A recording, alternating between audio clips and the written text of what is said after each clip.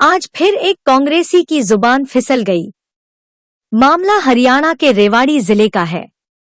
यहां बावल विधानसभा सीट से चुनाव लड़ रहे कांग्रेस उम्मीदवार डॉक्टर एमएल रंगा एक कार्यक्रम के दौरान जब मीडिया से रूबरू हो रहे थे तो इस दौरान कांग्रेस नेता ने कहा, मुझे तो एक ही बात लग रही है कि पूरा प्रदेश, पूरा हलका कांग्रेस की दमनकारी नीतियों से, कांग्रेस की कुरीतियों से और इसकी बीजेपी की कुरीतियों से दोबारा ले लो।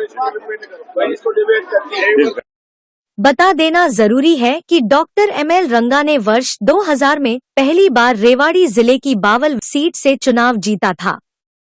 ओम प्रकाश चौटाला के नेतृत्व वाली इंडियन नेशनल लोकदल की सरकार में स्वास्थ्य मंत्री बनाया गया था। बाद में रंगा कांग्रेस में शामिल हुआ है। 2019 में कांग्रेस ने एमएल रंगा को चुनाव लड़वाया, लेकिन बीजेपी उम्मीदवार के मुकाबले वह हार गए।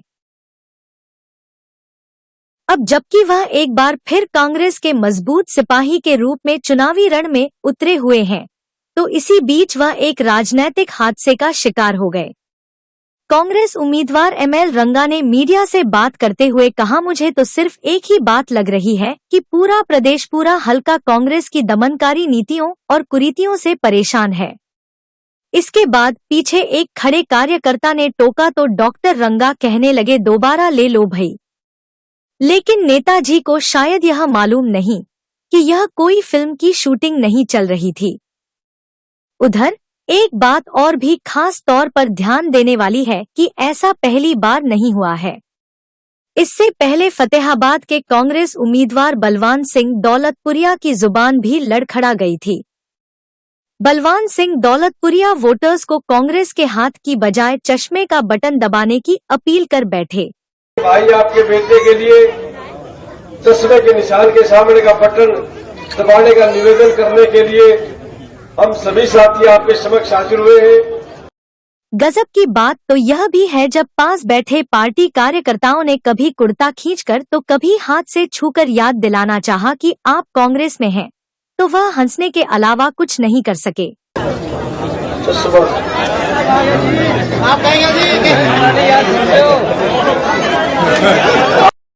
इतना ही नहीं, कांग्रेस के हिसार लोकसभा सांसद जयप्रकाश भी अरे लिपस्टिक पाउडर लाके लीडर बनाए थे, मैं ला लूंगा, डटी ध्यान रखूं।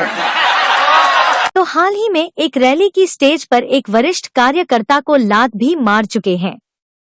अब सोचने वाली बात तो यह है कि जिस थाली में खाना उसी में छेद करने वाला यह मुहावरा हर बार सिर्फ और सिर्फ कांग्रेस के नेताओं के साथ ही क्यों दोहराया जा रहा है।